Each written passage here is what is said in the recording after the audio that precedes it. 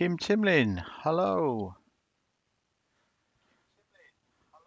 Oh dear, turn that down. You win the first prize, or the prize for being the first one in, Kim. Hi, Tina Hansen.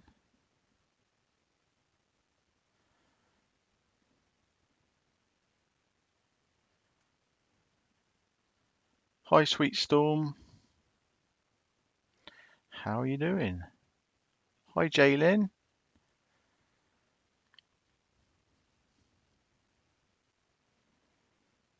Hope you're all having a great Sunday. Finishing off your weekend before it's back to work on Monday, tomorrow.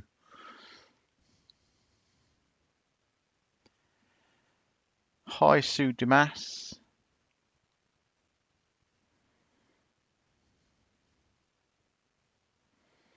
Hi, Kimberly. There's a wonderful Kimberly. I'll be looking after you tonight in the chat.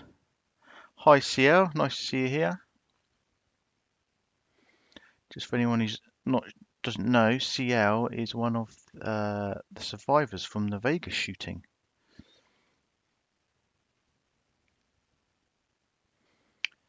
She's been on our channel a couple of times.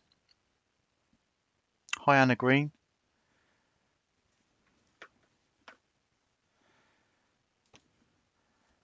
And I'm hoping to get a couple of people on from the survivors from the Vegas shootings, actually.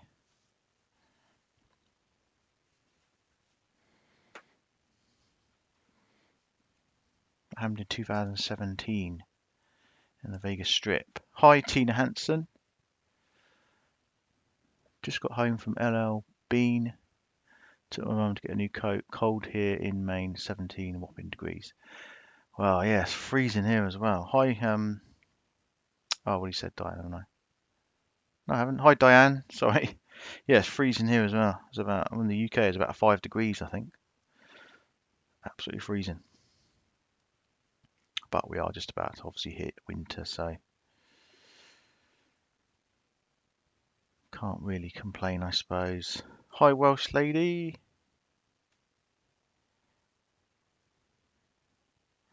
Yes, brr, it is freezing. I love winter. I love the snow. I love cold, crisp, sunny mornings, but I don't like it when it's cold and it's sorry, when it's wet and it's windy, which is all we seem to have at the moment.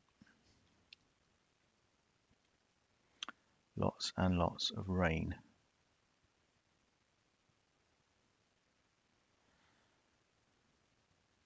Hi, Bobby, 33,700.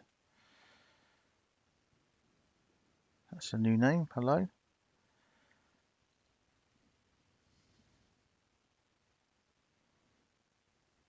I'll just hang on a couple of minutes, just give people a chance. I don't know how quickly the notifications go up. I don't know. I know sometimes they don't even work. You hate winter. No idea why I stay in Maine. Oh. And then the reason I know Maine is because I used to read a lot of Stephen King books, and a lot of his novels used to be set in Maine. Don't know if he's from that area, is he? Lives in that area, I don't know, but I always remember a lot of his novels set in Maine. Anna Green's in Queensland, Australia. Yeah, we'll have some of your heat, please, Anna. You can post it over in an envelope. Bobby 3700 is Scottish. He loves winter. Oh, they get a lot harsher winters up there than we do, don't they? Down here in the southwest. Not too bad for Kimberly D. Hi, Guernsey girl. Oh, Murder She Wrote was in Maine as well. Ah, she's quite popular then.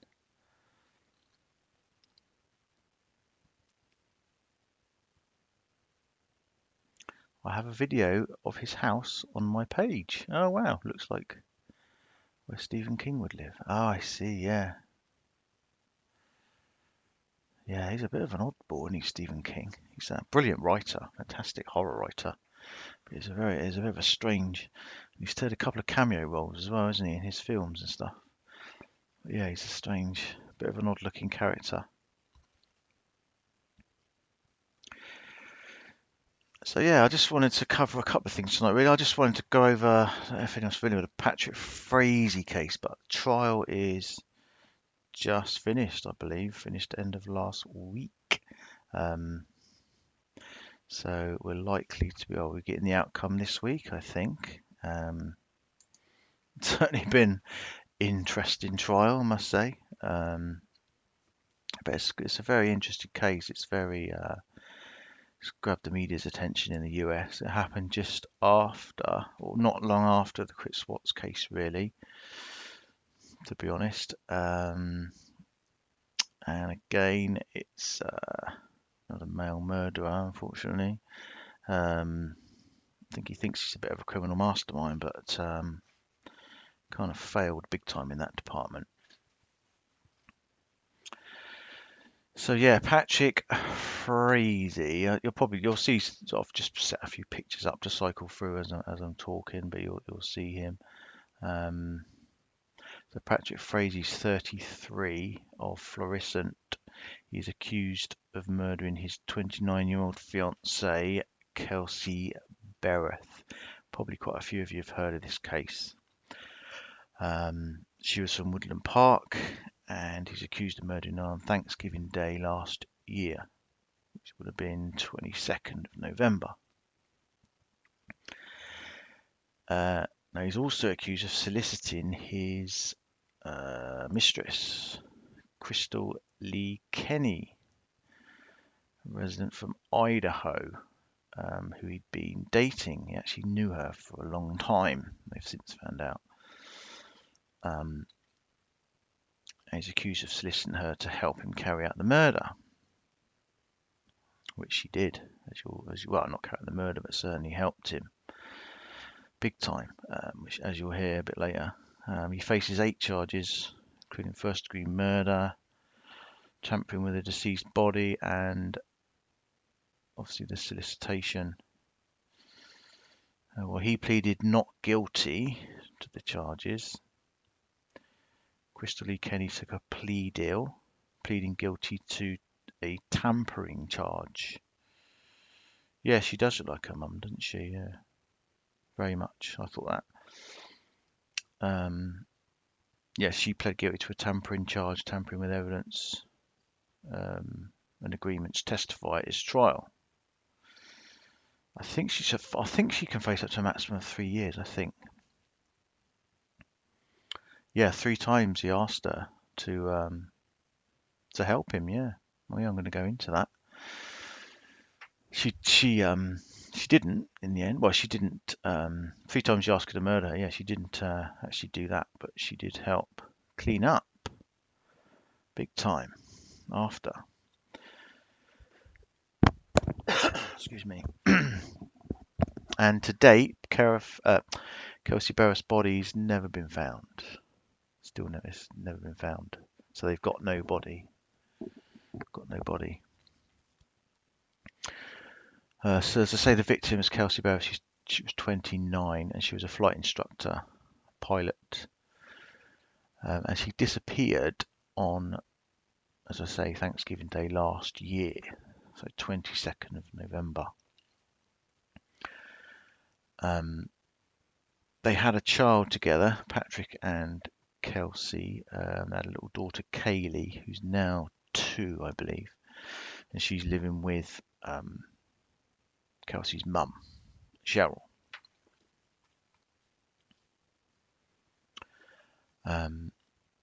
Frazee lived on a massive ranch, 35-acre family ranch with his mum. We'll find out a little bit more about that later, but he was basically a rancher. He made a living by raising and selling cattle, that sort of stuff. And they believe that Crystal Lee Kenny and Patrick were involved in a sexual relationship during at least 2016, possibly into 2017. And they reckon they'd known each other for kind of around about 12 years or more. Yeah, I don't know if the trial's going to be aired. They didn't let cameras in on this one. I don't know the exact reason, whether it's because the case was so high profile and stuff like that, and they've had problems before with the cameras. I'm not 100% sure on that, but I don't know. A lot of people were a bit upset that it wasn't aired. Yeah, but it wasn't, so people have had to rely on social media reports and stuff like that, news reports, to sort of gather the intel on this, including me. Okay, so the case started on December 2nd when Cheryl was, Kelsey's mum Cheryl reported her missing to the Woodland Park Police Department in Colorado because she'd not been able to communicate with her daughter for over a week, and they requested that they conduct a welfare check. It was very unusual for her to kind of just disappear without informing anybody. So I think they initially issued a missing persons report, but weeks later that soon turned into a murder investigation, as you'll find out. Now, Kelsey was last seen on 22nd of November when Patrick is accused of killing her. She was last seen on a CCTV footage at Safeway in Woodland Park with her daughter. It's at 12:27 p.m. and that was the last time that she was actually seen. Yeah, it would have been a really interesting trial. So much has happened during the trial as well.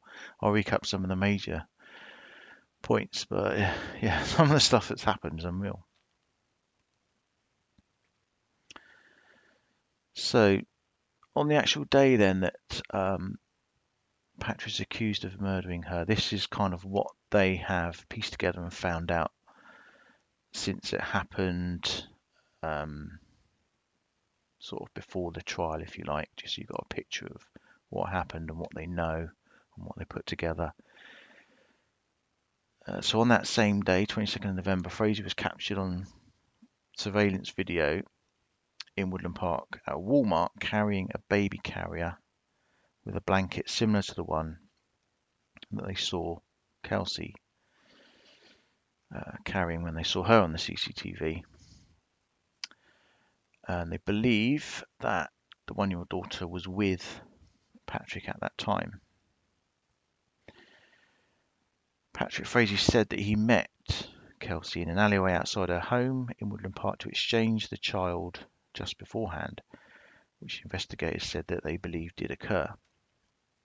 This is the last time that Frazee reportedly saw Kelsey alive. Now, what they believe is that in that afternoon, this is when they believe that Frazee has allegedly killed Kelsey inside her apartment.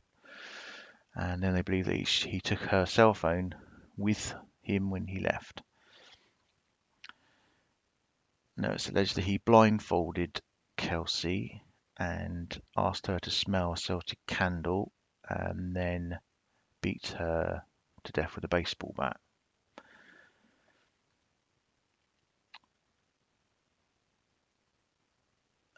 Later on that afternoon, some neighbour surveillance caught images of a person that matched Patrick Frazee at Kelsey's home.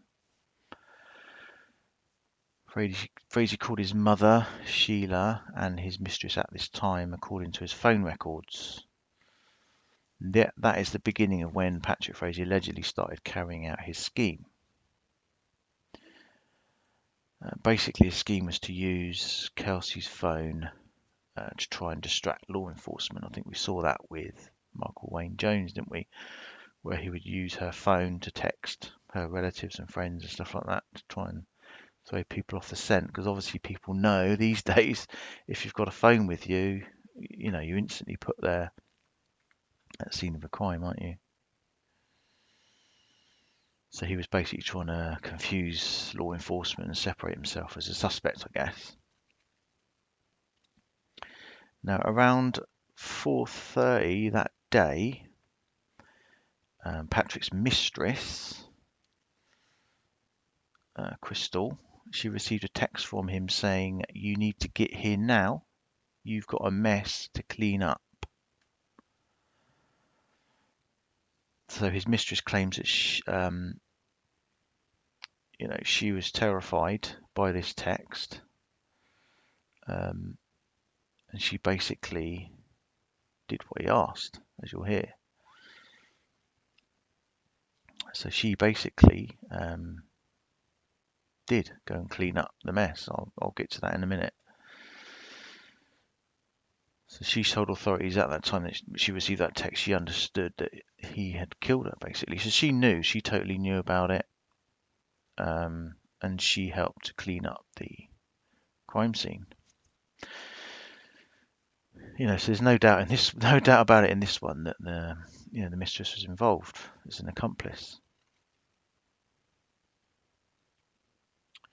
In the evening hours of that day, both Frazee's and Bereth's cell phones were connected with cell towers near Cripple Creek, travelling in the same direction, similar distances from the tower. This would indicate that the phones were likely travelling together. The two cell phones, so that's Kelsey's and Patrick, stayed together for the entirety of November 22nd to 24th. So he basically took her phone and kept her phone with him. This is all stuff that they've been able to trace through sort of cell networks and triangulation, stuff like that. Investigators then alleged that Frazee removed Kelsey's body from her apartment and stored it in a black plastic tote at his ranch, his Nash Ranch. So going forward to November, just 2 days later, November 24th, at some point in the morning hours, Crystal Lee Kenny, the mistress, arrives at Patrick's home. I think they believe that she picked up a key to Kelsey's apartment from him. And then obviously she went to Kelsey's home to clean up the mess like he'd asked.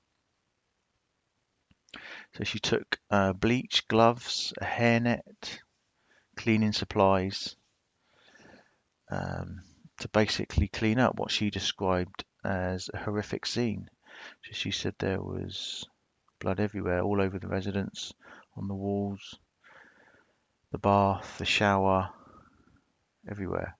So she's now fully, she's fully involved in this now, isn't she? She knows she's there cleaning up the evidence, basically.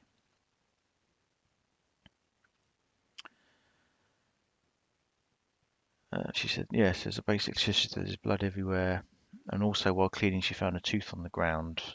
Frazee had told her that he was concerned that a tooth had been left behind because he had hit Bereth in the face with a bat. Kenny said that she disposed of the tooth as well. Crystal Lee also told investigators that she left some blood on a fireplace and on a baby gate because she was hoping investigators would find it. Now, I don't know if I believe that, to be perfectly honest. Yeah, it's gross, isn't it? How could she? I mean, why? Why at that point did she not go to the police? It's unbelievable. Yeah, she could have called the cops any time. Absolutely. Any time. But she didn't. So after cleaning the apartment, Crystal and Frazee went to Nash Ranch to retrieve Bereth's body. According to Frazee's affidavit, cell towers pinged all three of their phones near Cripple Creek between 5 and 6:15 p.m. They say that they drove the tote carrying Bereth's body from his ranch back to Frazee's home in Florissant. They then put the tote in a 100-gallon trough, along with the bat used to kill Kelsey and some of her other items, and using motor oil, 5 gallons of gasoline and wood, burned everything. but they did not burn Kelsey's phone. The affidavit says that Frazee wanted Crystal Lee to take Bereth's body back to Idaho with her, but she refused. She told investigators that she never saw Kelsey's body, but Frazee did say that it was in the tote. Hi Marie. Hi Tess Cotton. Yes, Tess Cotton, that's correct. It was Thanksgiving last year. It was in Colorado as well. It was shortly after the Chris Watts case, actually. Crystal Lee said that she believes she might have seen a human body in the fire after the tote melted, but there's nothing in that. Late that evening, Patrick Frazee gave Crystal Lee Bereth's handgun. She had a handgun because he wanted it to appear missing in an attempt to lead investigators to believe that she had committed suicide. Patrick Frazee told investigators that she had to dispose of the gun if she wouldn't take Bereth's body. So Patrick Frazee told Crystal that she had to dispose of the gun if she wasn't going to take her body. She actually refused to take the body, so she's happy to clean up the murder scene, but she wouldn't take the body. So November 25th, this is 3 days later. Cell tower records show that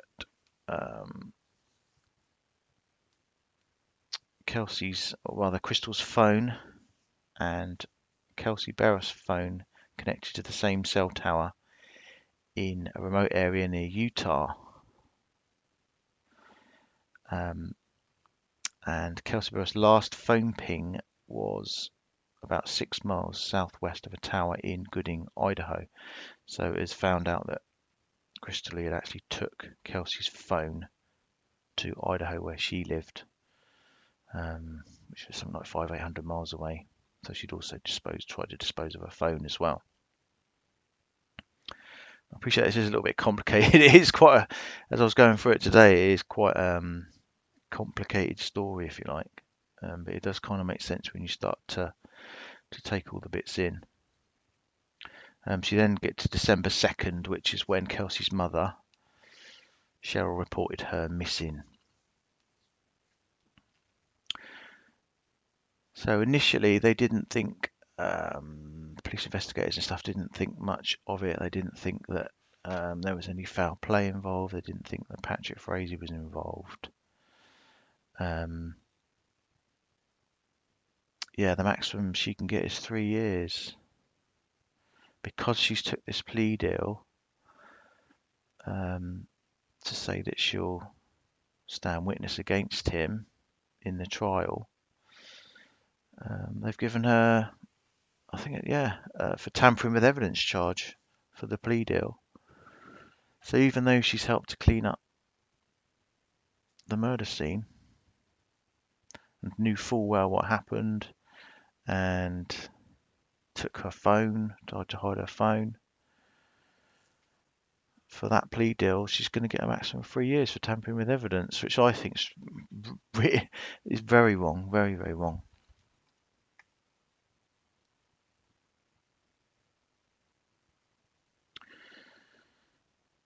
So moving on.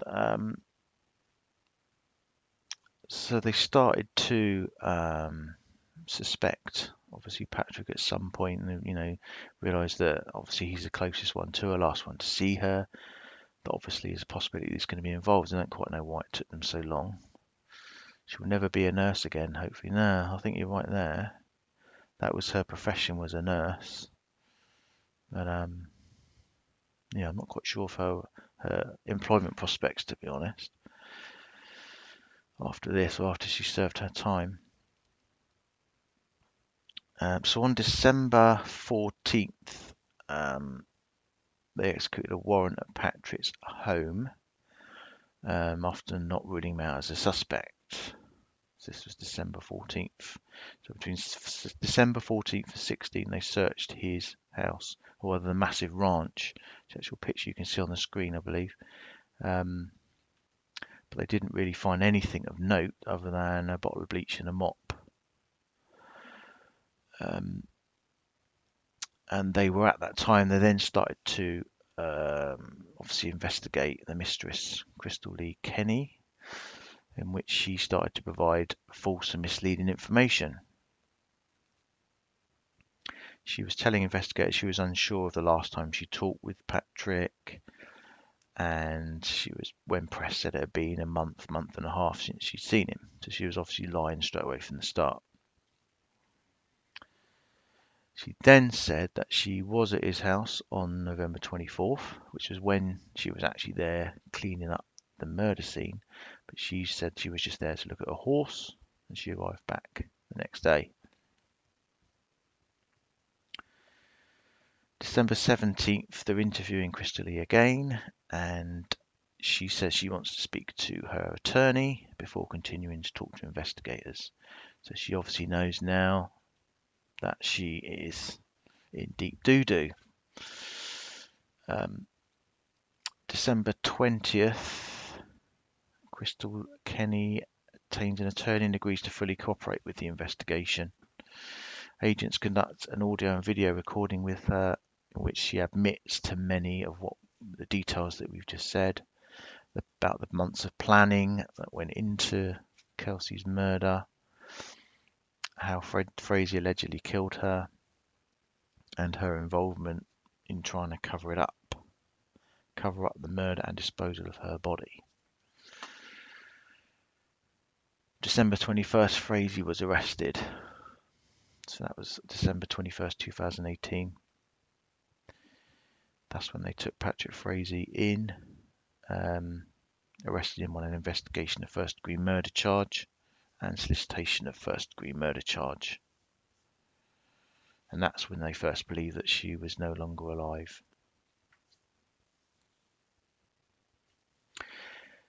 So yeah, it's interesting, isn't it? I mean, you're saying that she's smarter than what? So, here we have a mistress, clearly involved, and, she's not 2-3 days later gone to the police, is she? That's what makes me think with the Chris Watts case and stuff, NK going forward 2-3 days later, would she really have gone to the police a few days later? A guilty person, would they do that? I find that hard to believe, that somebody involved in the murder of a woman and her 2 kids are gonna go and start talking to the police within 2 or 3 days. I don't know why she would have done that unless she was innocent, like she says. That's just my opinion. So, but I don't believe she would have gone nattering to the police, to be perfectly honest, if she had any involvement. It was December 31st last year that Frazee was formally charged with first-degree murder, 3 counts of solicitation for talking his mistress Crystal into helping him, tampering with a deceased body, and 2 crimes of violent sentence enhancers. I don't know what they are. So during January, they they did some landfill searches and stuff, trying to find Kelsey's body. As I say, it's never been found. Yeah, prayers for the Bearer family, absolutely. So poor Kelsey's body, they haven't even, her body's not even been recovered, which is tragic. So on February we're now in 2019. So February the 8th, Crystal Lee Kenny pleads guilty in Teller County, which I think is a mountain town in Colorado, isn't it? I think it's high up in the mountains. So the mistress pled guilty to a single count of tampering with physical evidence. As part of her plea deal, she agreed to testify in Patrick's trial and to cooperate with prosecutors in their investigation. And she admitted that she learned Patrick Frazee committed a homicide on approximately November 22nd. So do you think she's got off pretty lightly there with that plea deal? Did she have a child? Yeah, Kelsey's So they had Kelsey and Patrick had a little daughter. She's now 2. Um, she's safe and sound with Kelsey's mum. Bless her.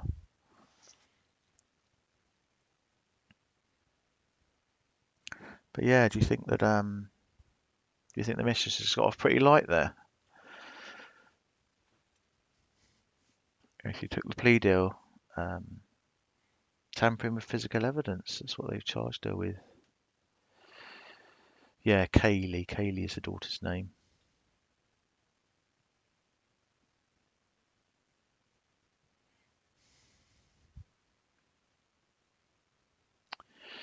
So during February again, they were searching some landfills, looking for Kelsey's body. Nothing's come up. Nothing came up. In May, we're now into May 24th, Patrick Frazee pled not guilty to murdering Kelsey. July 26th, prosecutors decided not to file a motion in pursuit of capital punishment, meaning he will not face the death penalty. So whatever happens, he is not going to face the death penalty. October 28th was when jury selection began.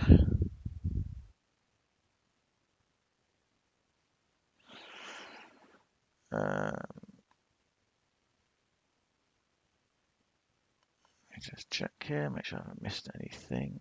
Yeah, so pretty much now up to date. We're up to 1st of November, which is when the trial started. It started about, so yeah, it was just over 2 weeks ago. Yeah, Crystal Lee Kenny got off way too lightly. I think she did. I mean, she's, apparently she knew back as long as September, or back in September last year, that he was sort of planning to kill Kelsey, and then obviously, he's told her that he's done it, and then she's agreed to go there and clean up. I'm gonna find that. Yeah, tomorrow I believe is closing arguments. That's right. So this week we should be getting the verdict. Now, it did look like it was going well for Patrick, but I'll come to it in a minute. But I think it was the last day of the trial, some kind of damning evidence against him came up. So I'll get to that in a minute. So Friday, the 1st of November was, so it's just over 2 weeks ago. Trial started. There was 7 women, 5 men, and then 4 alternates, 2 men, 2 women. Prosecutor said this is a case of a cold, calculated manipulator. They described Frazee and Barrett's relationship as very complicated. So Patrick and Kelsey met online 2016. After meeting in person, Kelsey, who did live in Washington at the time, decided to move out to Colorado where Patrick lived. But she lived in a condo in Woodland Park, about 20 miles east of where he lived. So although she moved there, they didn't live together. She didn't have a job at first and was unfamiliar with her new home. It was October 2017 they had a child, which we were just talking about, named Kaylee. They were still living apart, so it was kind of co-parenting the child, so they weren't actually living together. Yeah, it's a good point. Saying that all the people that KK told about the murder plot are guilty of letting the murder happen. There was a lot of people that Kelsey's kind of, the mistress's friends, that knew something was going to happen, and Patrick's as well, apparently. There's a lot of people that have come out during the trial that have said, Patrick was saying, oh, I've learned how to get rid of my wife and stuff like this. But I guess they just laughed it off as stupid talk,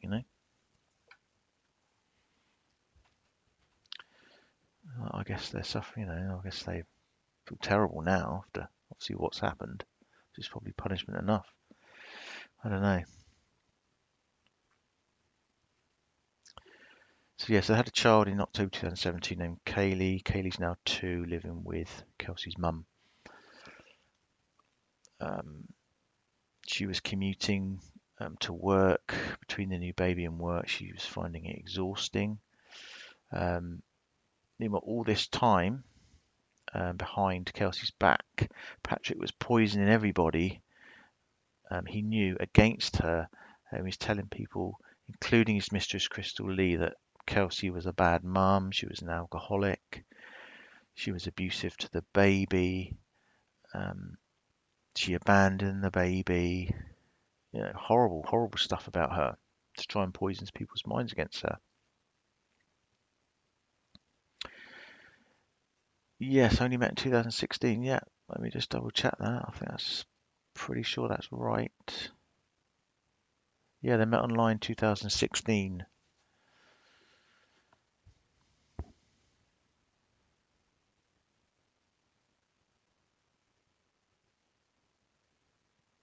I will double check that after, but I have gone through all of these facts and double check them, triple check them, just try and make sure I get things exactly right. So yeah, it wasn't even very long, was it?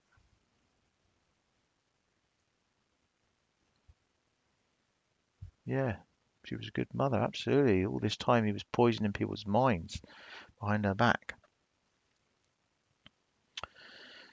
Um, so in September, so this was what were we, 2 months before he murdered her, Frazee told his mistress that Bereth was abusing the baby, Kelsey was abusing the baby, and he'd asked people to keep their eyes on her.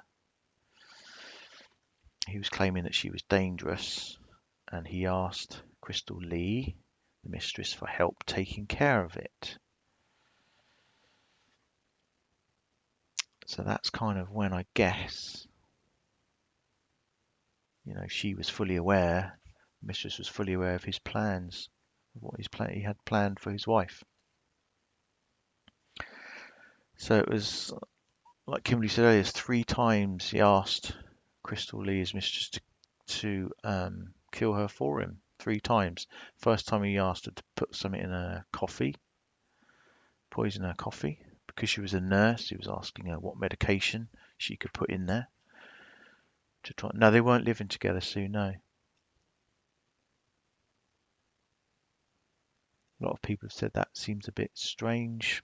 I don't know, but they did have a child together. So yeah, so he was asking her to basically try and poison her. His mistress to poison her, put something in her coffee. Crystal Lee said she did take a coffee to her home, but she couldn't go through it. She didn't put anything abnormal in it. So after that, Patrick Frazee then asked her to try and kill her again with a pipe. Hit her over the head with a pipe.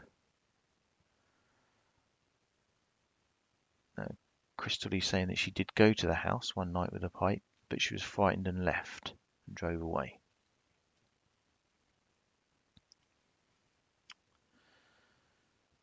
A week later, Patrick Frazee called her again and instructed her to take a baseball bat and go and try and kill her that way. Crystal Lee admitted that she did go to Kelsey's house, sat on the curb with the bat, wondering how she got into that position. She was fearful for Kaylee because of all that Patrick Frazee had told her. But she was also starting to pick up clues that what he had said may not have been true. Still, she was fearful that if she didn't do what he instructed, something would happen to her family. She left her home and drove to Frazee's home, where he was very upset. He claimed that he must have a bigger heart than her and care more about Kaylee than she does.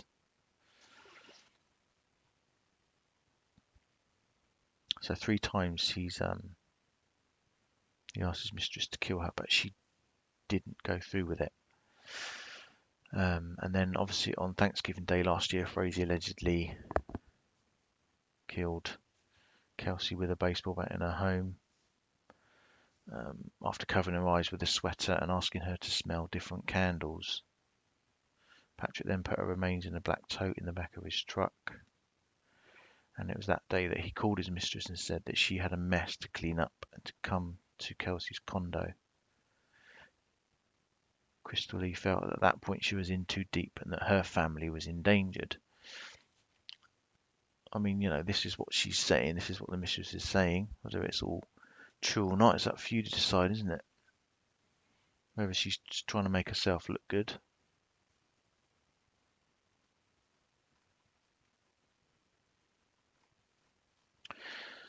So that all kind of came out on the first day of the trial. Yeah, last words were please stop. Yeah.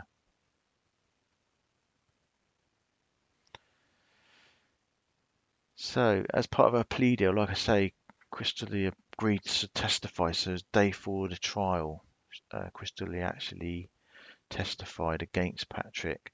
I mean, they were saying that without her testimony, they may not have had much to go on at all. So,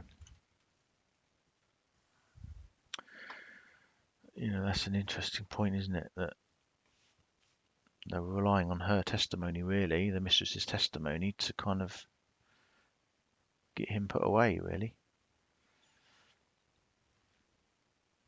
Yeah, Tina Hansen, I can't even imagine what I would say to someone telling me to kill someone. Yeah, I mean, who knows? But I know damn sure I wouldn't go through with it. I certainly wouldn't, it wouldn't help anyone, would you? You wouldn't assist them in any way. You just think, you tell them what the hell are you doing? What the hell are you talking about? Christ, what situation needs to end up with somebody getting murdered? That's absolutely insane. Yeah, good point, Kimberly. That's why she got the plea deal, because they had nothing on him. I think you're probably right there. You're probably right. So yeah, so day 4, the mistress testified. So this is only a week and a half or so ago.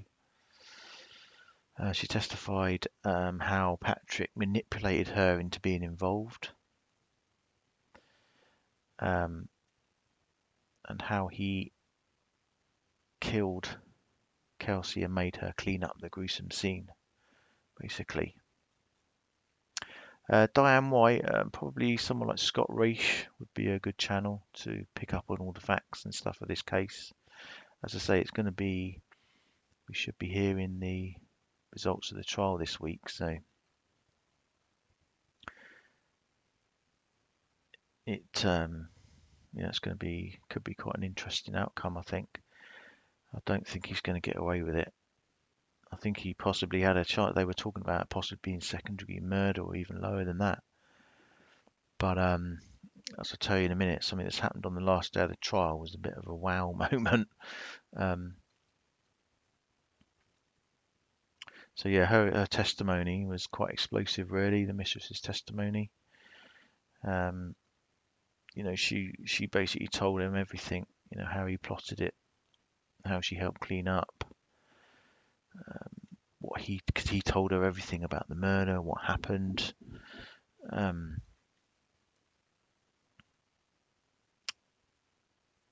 As I say, he told her that he started thinking about killing her as early as September 2018. He solicited her 3 times during September 1st and November 22nd to kill Kelsey. And those 3 times included her trying to drug, or asking her to drug her coffee, and asking her to beat her to death with a metal pipe, believe it or not. So anyway, they've had obviously 2 weeks of witnesses and stuff like that. And then I think it was the last day of the trial, they had an inmate come in to testify, an inmate of the jail that Patrick was in, obviously when he got arrested earlier in December. Now, an inmate came in to testify, this was last Friday, um, the inmate testified that Patrick Frazee asked him to kill multiple witnesses in the case, including Crystal, the woman accused of obviously, the mistress. This inmate had 17 different letters that Patrick had written. He'd asked the man to kill Kelsey's friend in Idaho, John Moore, another friend of Crystal's, the CBI agent, the lead CBI agent, Greg Slater, and he even described where they live now and what they look like. And in testimony, the CBI agent confirmed that the descriptions of each person and their places of residence were all accurate. In one letter, Patrick Frazee allegedly wrote that he'd really like to see Crystal Lee with a bullet in her head. So he'd actually asked somebody in the jail, basically like a hitman, to take out some of the key witnesses in the case. And this was on the last day of the trial. So I think in anyone's mind, that's pretty much done. That's done him in, isn't it? That's done Patrick Frazee in. They were saying he may get off with a lesser charge, but after that, I think that's what you call putting your foot in it. Handwriting matched Frazee handwriting, yeah.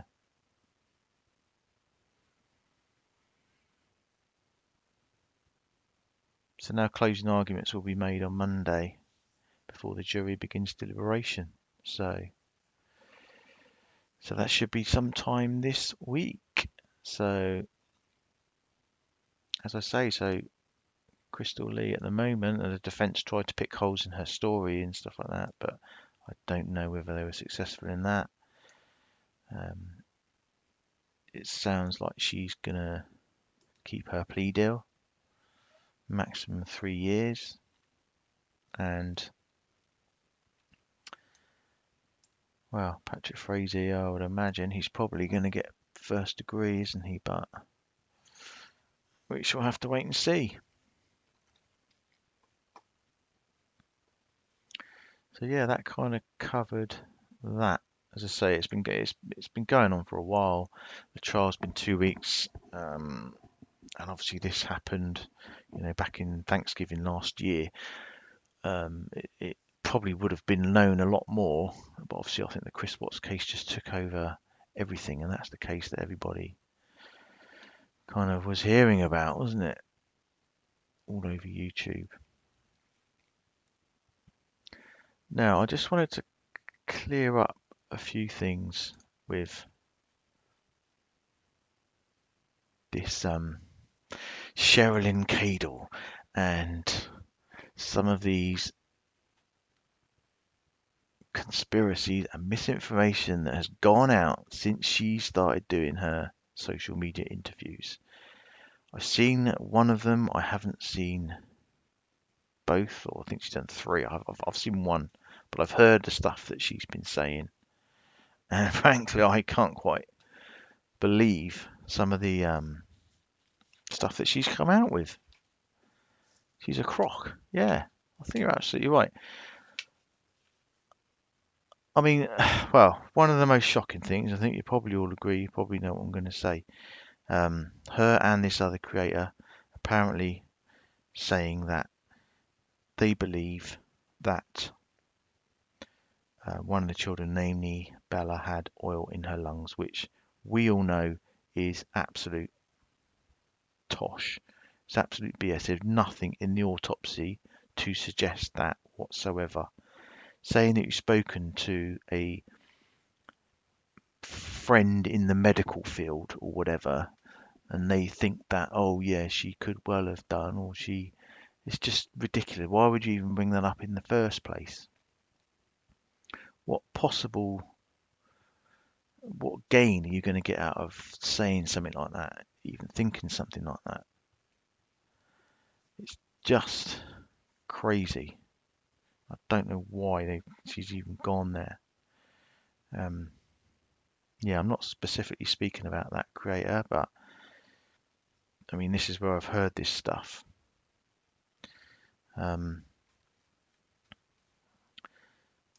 You know, I thought that was bad. I thought that was really poor. Very, very poor taste. Very poor taste. And she just seems to be, to me, Cheryln seems to be caught up in all of the stuff that's gone around on YouTube, all of the theories and the conspiracies. I even heard her mention when she was on Critical K doing her interview there that, oh, have you heard about the red car? Have you seen about the red car? And I'm thinking, what are you talking about? I'm thinking, why? She seems to me like she, as I say, has just been caught up in the whole thing on YouTube, and I find that a bit sad, really. I don't quite know what exactly she's looking to achieve, to be perfectly honest. Yeah, they did get that wrong. Absolutely, Amy. It's absolutely wrong. I don't know why that was said. I really don't. There's absolutely no evidence to back that up whatsoever. And for me, if you're doing true crime and particularly if you're doing a sensitive case like that, as sensitive as that, you've got to make sure you get your facts 100% right, 110% right, and you cannot start speculating and theorizing about stuff like that. So I thought that was shocking. I really did. There was some real buddying up going on between that author and the creators that she was going on. I mean, on one creator, she said, "Oh, I don't really go on YouTube. I haven't really seen any of the stuff on YouTube." And then the interview she did the other day, she said she follows it all. So, um, I found that quite, I mean, it's an obvious lie, isn't it? Um, and then there was the stuff about the shadows. We're led to believe now that Chris saw when he was watching the CCTV of Nate's. The reason that he was looking so nervous and he had his hands on his head was that he saw the shadows.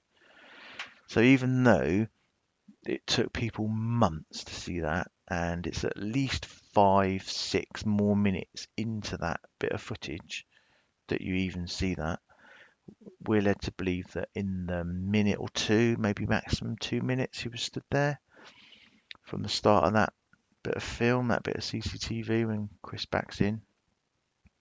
We're meant to believe that he saw the shadows on there, are we? In the first couple of minutes of that CCTV footage. That's absolute bull.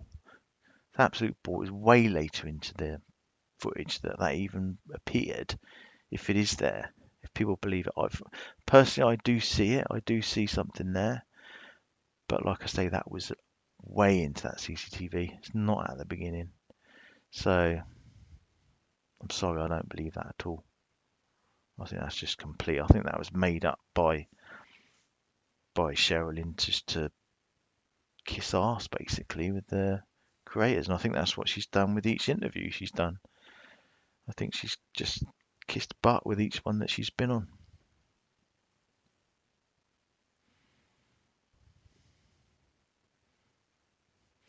And now people obviously are going on about all this dark stuff, this these green drinks and crystals and all of this pagan cult.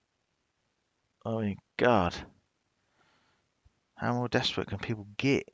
Um, Oil explosions. I mean, there was something I found out today. I saw a creator put a video up saying that NK had called a lawyer, some environmental hazard lawyer or something, or accident compensation lawyer, and all that kind of stuff. And now I checked out that number, that of the lawyer's firm, and I compare that to NK's phone records of what they were referring to, morning of August 10th, and they're not even the same numbers.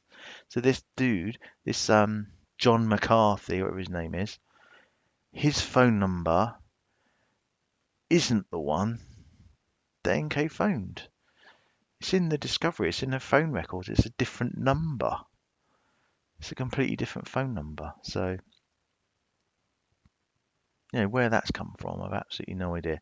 We're also now supposed to be led to believe that there is a creator out there that has phoned Betty, and Betty said to her that she did turn left that morning. I was like, okay, funny that's suddenly coming out now, isn't it? And where's your proof? Something as huge as that, and you're just going to say that on a whim. Oh yeah, I phoned Betty and she did say that she turned left. No, sorry, it's funny that that's come out now, isn't it?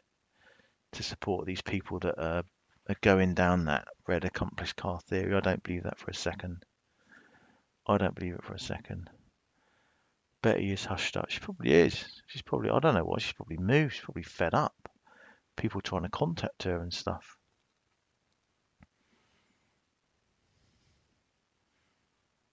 Betty, yeah, let's see. But I will say now, I'll eat my hat if they bring charges against anyone else other than Chris Watts. It's not gonna happen. It's never gonna happen. If it was gonna happen, it would have happened by now. They haven't got anything. People are putting all these dots. It's like, imagine a circle, right? There's a little circle in the middle, and kind of that's actually what happened. And then you've got this huge, massive outer circle going around it.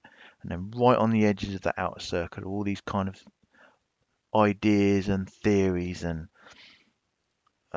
coincidences and all that kind of stuff. And that's where people are at the moment. They're like way over on a completely different planet, trying to, you know, trying to put one and one together to make five. It's just not going to happen. In my opinion, it's never going to happen. But if people want to go down that path and go on those stupid conspiracy theories, which is everything that Frank said he didn't want people to do, then, well, if they're happy doing that, all for them. But it's not going to happen. She is not, in my opinion, she is never, ever going to be charged. They just do not have any concrete evidence against her or anyone else. You can come up with as many coincidences and little tidbits of possibilities. It's not going to happen. Why 111 minutes? I would imagine, obviously, they've had, what, 2 weeks or whatever it was together. I've had a great time together. They know it's coming to an end. They know the Shanann's coming home. They know they're probably never going to have that opportunity again for a long, long time. They've had a great time together. They're probably doing whatever, having phone sex or a big kissy on the phone, aren't they? Because it's the last time they're going to be able to speak to each other like that for. Do you know what I mean? It's that to me is not unusual. That doesn't seem unusual to me. That they had a long conversation like that. It doesn't. Yeah, he should put a cease and desist on certain people. I have noticed a certain creator, their last two videos seem to have disappeared. I don't know if that's still the case. Let me have a look. These were ones about Anadarko being involved and Troy McCoy knowing about it, and it's kind of the Mary Marlowe kind of thing, you know.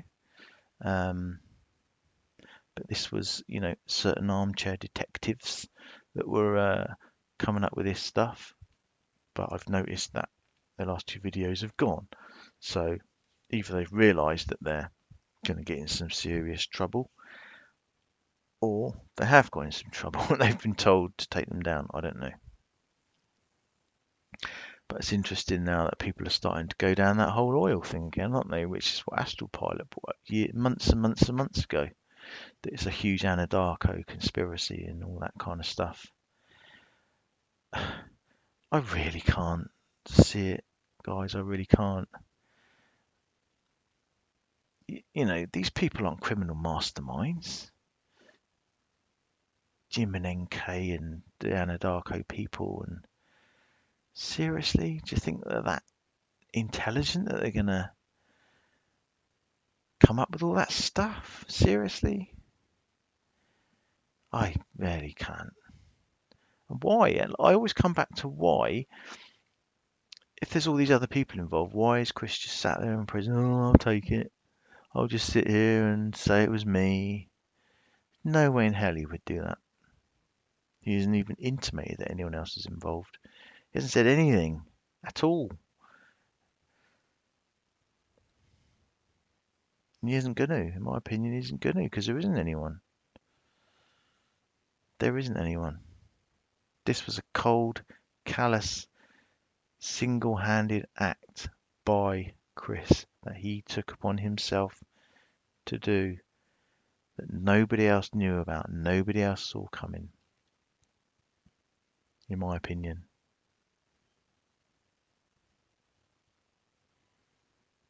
No, she's not the first woman to want a married man. No, she's not.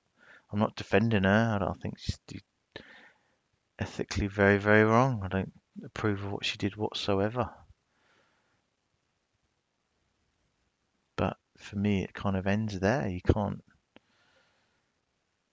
go anywhere else with her, to be honest. I don't believe. Stephanie M, it will come out when we're all old and grey. Yeah. And we'll look back and say, we told you so. No one believed us. Yeah, I just don't. I just don't believe any of it. But it is getting kind of laughable now. It really is. It really is. It's like desperation mode, isn't it? So how can we possibly put these people involved in it? Premeditated, Tomo, is absolutely premeditated by him. Absolutely. Absolutely. Well, he said, didn't he? He said he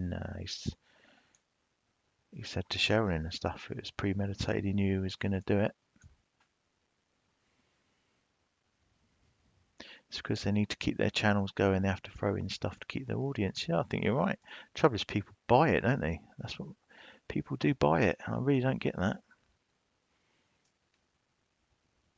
I really don't get that. And there's some other misinformation in there as well.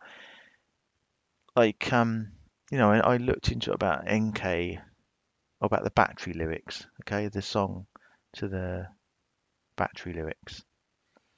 There was nothing in Discovery about NK texting in Battery lyrics. He said he looked it up at 10:10 on that morning. Actually, I'll tell you what. Let me see if I can bring this up, show you, just so we can clear this up now. It just seems to me something that Cheryln said. Let me so if we go through Discovery and also his prison interview as well, because they mentioned it in there as well. Right, bear me 1 second, and I will see. Right. Okay, so hopefully you can see this. Well, you won't be able to see it, probably. You won't be able to read it, but okay, so this is Discovery. Okay, so if I do a search for battery, okay, so here we are. It's 10:10. So this is. Let's just double check the date on here. I think this is the actual morning. Yes, this is August 13th. This is the morning that happened.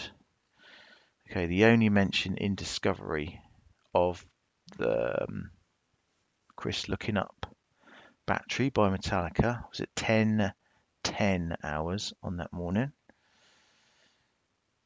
It just says during a respite following the murder of his family and disposing of their bodies at a desolate well site, Watts searched Google for the lyrics to Battery. And then it's got the lyrics to Battery, which incidentally says cannot kill the family in it. Okay, if we then go to CBI's report for his prison interview, which was in February. Okay, so again, with regard to him looking up lyrics to the Metallica song Battery, Kessinger liked the song Battery and asked him what the song meant. He researched the meaning behind the lyrics and learned it referenced a family coinciding as a battery. He did not look up the lyrics to the song when he was driving to or from the oil site after the murders. That matches up to Discovery because it was at 10:10, which he would have been well out of there by then. Kessinger was into different types of music, and Battery was a song that she asked him about because he knew Metallica very well. So, as we know now, don't we, he was into Metallica.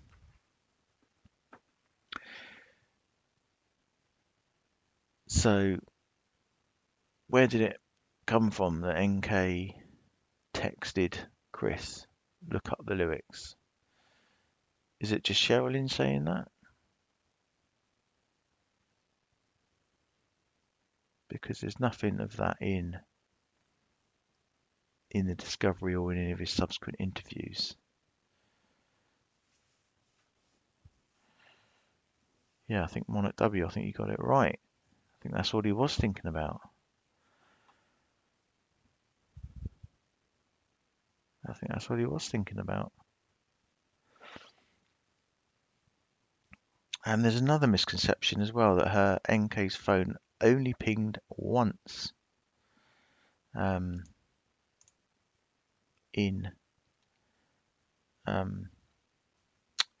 sorry, my mind's gone blank.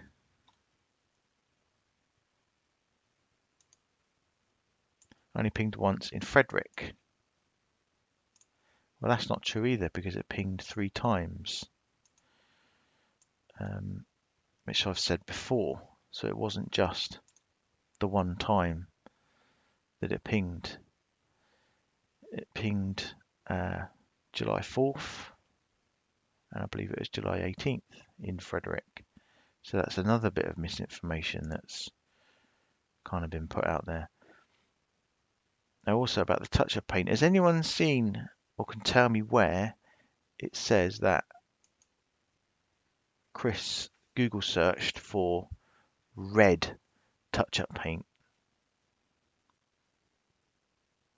Because the only thing I can find in the Discovery is that Chris Googled touch-up paint for a Toyota. There's nothing in there to say that it was red. So is this just another bit of misinformation that's been put out there?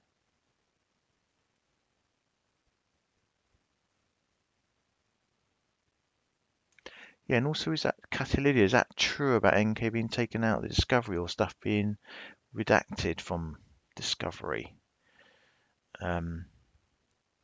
Because when I look up, as if I'm pretending I haven't got the Discovery and I look up Discovery, I can still find pretty much the same information in there. Are you able to confirm anything in particular that's been taken out?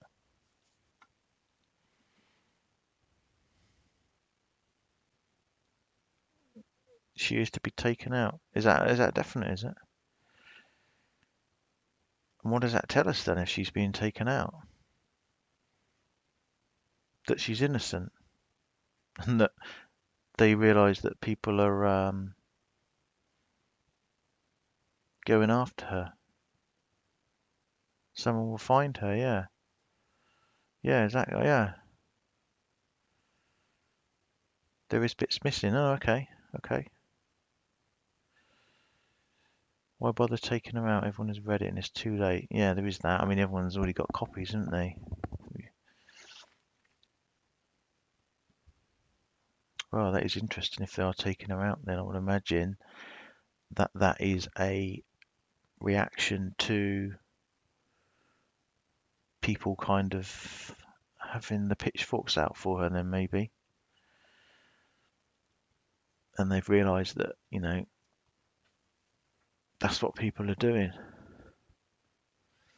People are screenshots of every page. Yeah, well, you can download, I can't remember which site, but you can download the proper, if you go to Well County site and get the proper actual discovery, just download it for yourself as a PDF. I think they're done. Yeah, well, we've been saying that for a long time. Thing is, they wouldn't have, at the end of the day, if I don't believe that they would have released all that information anyway, if it wasn't closed case and if they weren't 100% sure that nobody else was involved, they wouldn't have put out NK's information and other people's and stuff like that. I really don't think they would have done that. I don't think. I mean, I don't believe any of the stuff that's going around that she on HCCTV. I absolutely 100 million% believe that that is only Chris Watts coming out of that house, and there is no other accomplice car there. I think that's just complete and utter nonsense. That to me. Sue Dimas, only thing I found was how composed NK was in her interviews. Yeah, but on that hand, would you be that composed if you had something to do with it? I don't think you would. I think she would have been. I think she would have been absolutely bricking herself if she was if she had anything to hide. And I don't believe that she would have gone there 2 days later either if she had anything to hide.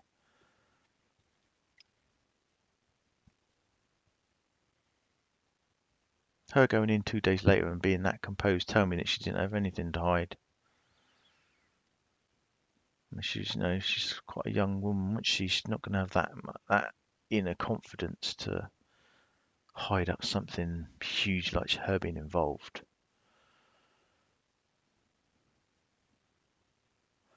Oh, okay. Kathleen says that's what I've been told. I'd save your copies. There you go, guys. Save your copies. First discovery shows Nikki Atkinson at the home calling 911 at 9 a.m. That's also now gone. They keep changing it. Oh, right. That's interesting then.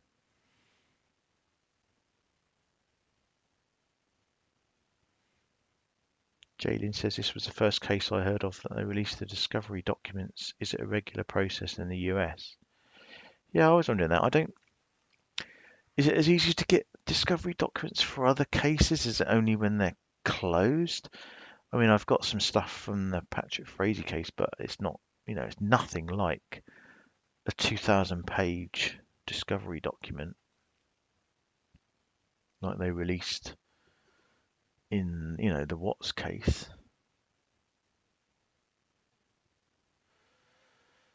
Yeah, Monarch W says I didn't hear about them redacting NK info. That's really odd. Yeah, well, there's only one reason I can think they're doing that, and that's for our own protection. Hi, Snow Remover. Yeah, it is an odd case, but I think a lot of people have. I think people have looked way, way too far into it. I think it's possibly a lot of it is that. Um, people have just.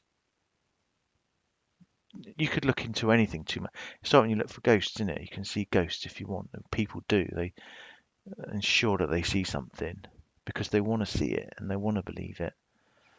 But you know,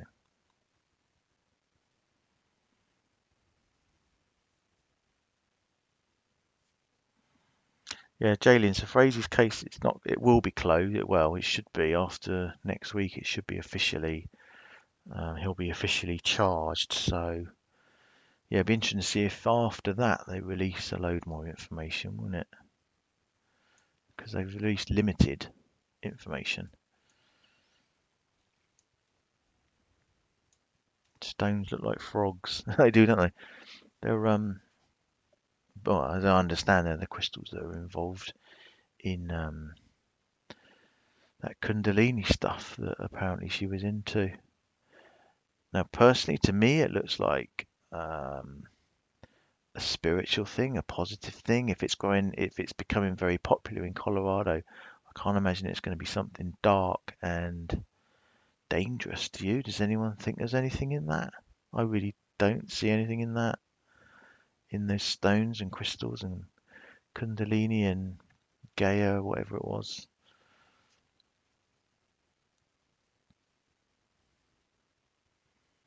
I think I think what's sad for me is I think this whole case has turned into a complete circus and shitstorm, but I think it's because people are reading way too much into it.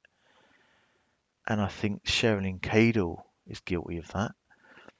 And obviously all the creators on YouTube that have gone off on crazy rabbit holes.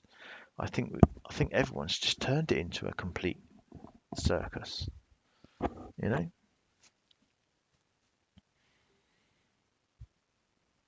But in my opinion, and you can mark my words now, I do not believe that anyone else will ever be implicated in this case. I don't believe anyone's ever going to be arrested. I don't believe anyone's going to be investigated. I honestly don't.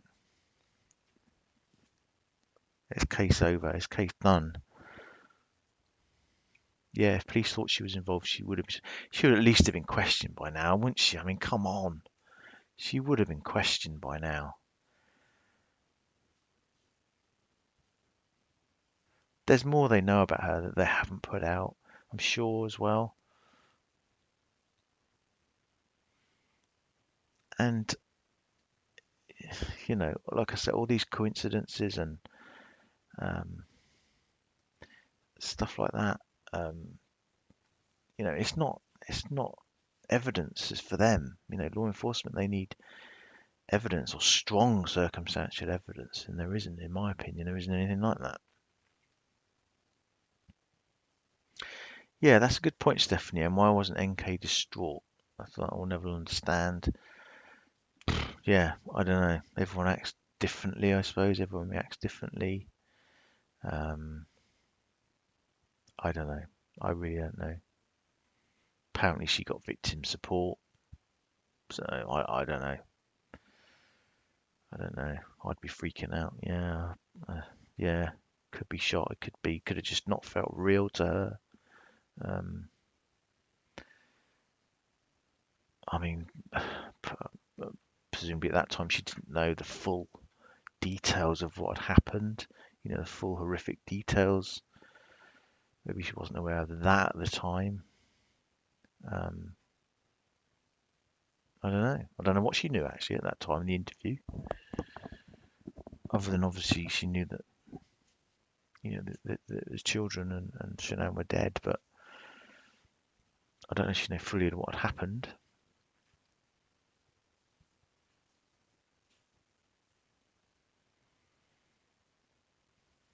And yeah, she did come across pretty bad in that interview with the fake crying, and it did seem odd, didn't it? Her voice and the way she reacted. But you know, again, it's just odd, isn't it? It's nothing other than odd. It's not. It doesn't make her guilty of anything. And as much as people want that to be the case, it doesn't. So,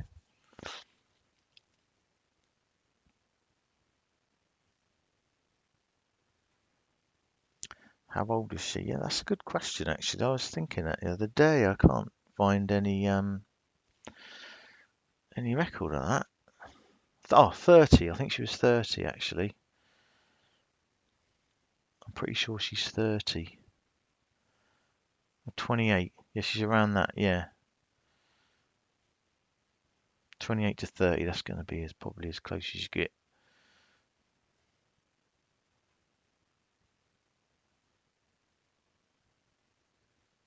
Yeah, it was strange emotion, I must admit. But then I guess we all think we know how we would react in that situation, but who knows, you know? But I don't, picture on the screen now, the oil explosion, that's not a theory I'd go down either. It's not, I mean, you then got to start implicating on Anadarko employees and all that kind of stuff. And going down a dangerous road again, you're going down a massive conspiracy theory line there. Huge. I mean, you've got to implicate a lot of people there, haven't you, for something like that to happen? And I'm sorry, but I don't think these people were all criminal masterminds that would be capable of something like that, in my opinion, at all.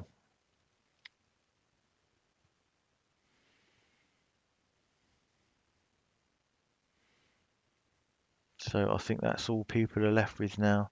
They're just left with these conspiracies, and they're just left with trying to put together evidence which really is just misinforming people, because half the time it's not factual, um, or they fabricate it from discovery, um, to suit their own kind of stories, really. And that's all they're left with.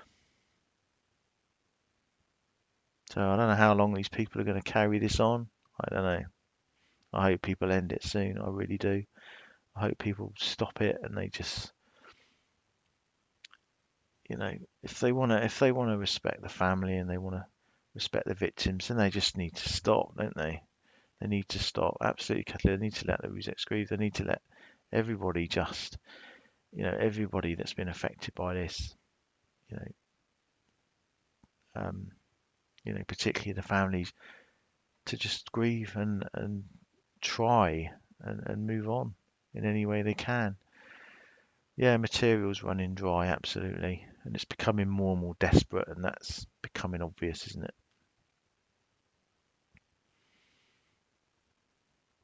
So I haven't heard back yet from any of my emails to um, CBI and Frederick Police and stuff like that. If anyone wants to try and obtain information from them, please feel free. You can let us all know. I don't know whether they've just kind of shut up shop now about it all, if they're starting to take stuff out of the discovery, and I suspect that they're probably going to be less um, probable that they're going to give people information now. I don't know. I don't know if there's a couple of subs have mentioned that they did get replies from them. I don't know exactly what they said, but I don't know. If I do hear anything, I'll obviously let everyone know, but I think they just want everyone to stop now as well. I think probably authorities are probably fed up with it, and they just want everyone to stop,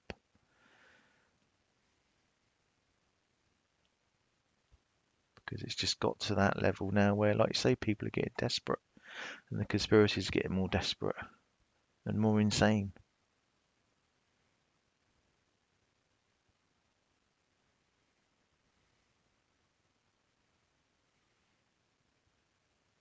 Yeah, you're absolutely right, Bobby. That was a complete and utter lie that Cadle said about the oil.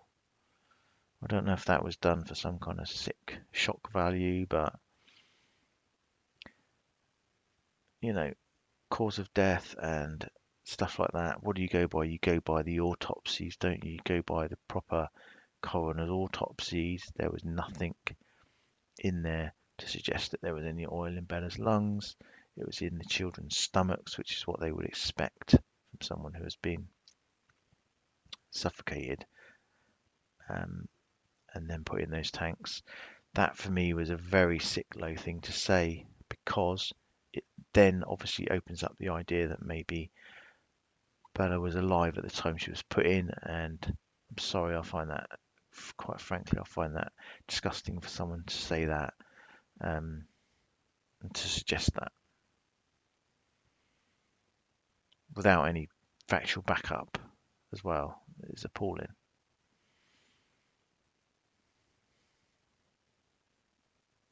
Yeah, I think you're right, Jamie. I think people will always disagree about.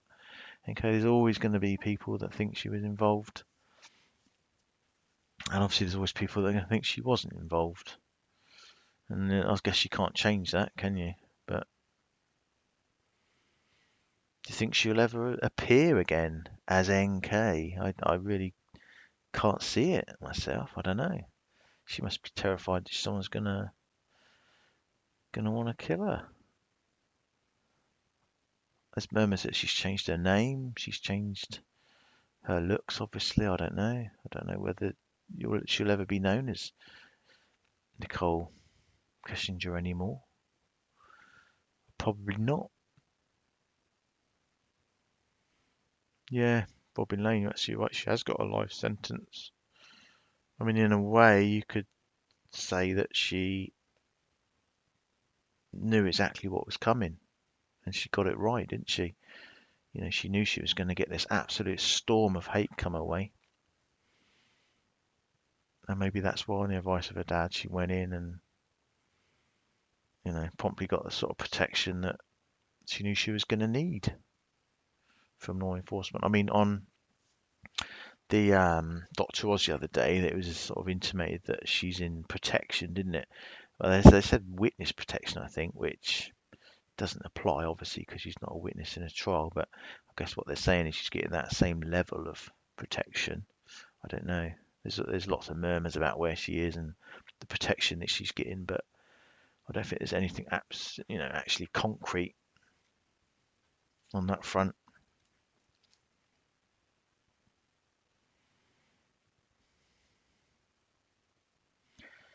Yeah, I guess we'll have to wait and see.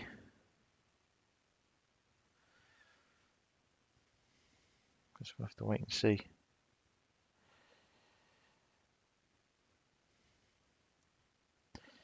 So yeah, so look out for that this week. The Patrick Frazee, I found it a little bit interesting tonight. Um, let's say Scott Reich is probably a good channel to go to find out some of the backstory on it and that if you're not familiar with it. The results should be coming out this week.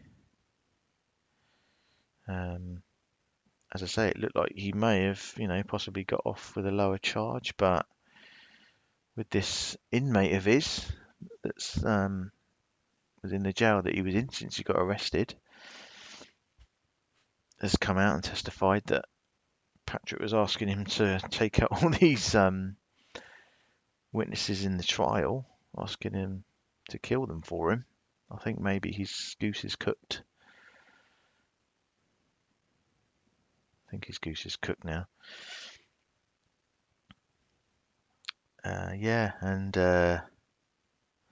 yeah, keep an eye out for. Well, we'll see what happens this week with these conspiracies and stuff like that. And hopefully we can keep putting the right information out there for people, because there's been so much of that as well, and there's so much misinformation, so which is a real shame. No, shouldn't be done in my opinion. Shouldn't be done if you're dealing with true crime. You can only put facts out there. You can't start. Well, you can't really start putting your opinions out there, can you? Otherwise, you're not really a true crime channel anymore, are you? You're just a made up. It's like a sort of false crime channel, invented crime channel, conspiracy crime channel. Yeah, delusional crime channel. Got to stick with the facts.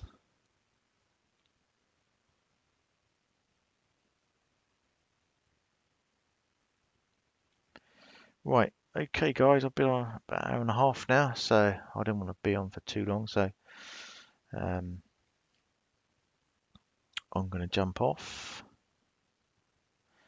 Thanks everyone for popping in. Thanks to Kimberly for looking after you guys in the chat. It's good to see nice bunch in. Don't seem to have been any troublemakers, which is good.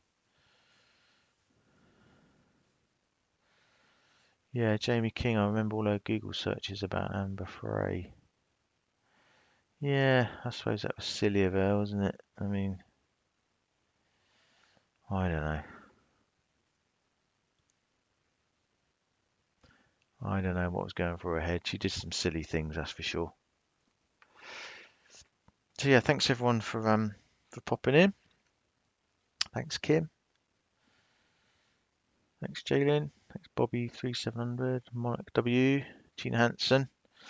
Yeah, we'll look out and see what happens in Patrick Frazee this week. And we'll keep an eye on any other big cases that are going on. Yeah, look forward to Frazee info. Yeah, it's going to be interesting, definitely. It's definitely going to be interesting to see what happens there. So yeah, hope you all enjoy the rest of your Sunday evening. If you've got work tomorrow, I hope your week goes well. If you haven't, then I hope you have a nice week off. And I'll speak to you all again soon, I'm sure. So stay safe out there, stay away from the loonies, and take it easy. And good night.